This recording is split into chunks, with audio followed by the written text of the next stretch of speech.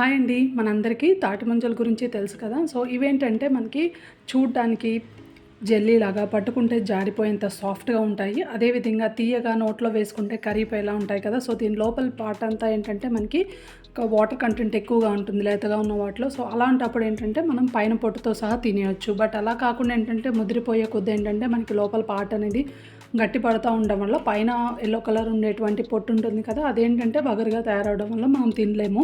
So దీంట్లో ఏంటంటే మనకి వాటర్ కంటెంట్ ఎక్కువగా ఉండడం వల్ల దీన్ని ఐస్ యాపిల్ అని కూడా అంటారు. సో దీన్ని ఏంటంటే డిఫరెంట్ ఏరియాస్లో లైక్ కన్నడలో వచ్చేసి తాటి నుంగు అని, తమిళంలో అని నుంగు అని కూడా అంటారంట. వీటిలో మన బాడీకి కావాల్సినటువంటి ఏ, బి, సి విటమిన్లు, అదేవిధంగా ఐరన్, జింక్, పొటాషియం అనేవి ఎక్కువగా ఉంటాయి. అంతేకాకుండా వీటితో జ్యూస్ అని, పాయసం అని, మిల్క్ షేక్స్ అని ఇలా డిఫరెంట్ రెసిపీస్ కూడా మనం ప్రిపేర్ చేసుకోవచ్చు. అంతేకాకుండా వీటితో కర్రీ కూడా ప్రిపేర్ చేసుకుంటారంట. సో ఈ సమ్మర్లో మీలో ఎంతమంది ఇవి తిన్నారో కామెంట్ చేయండి.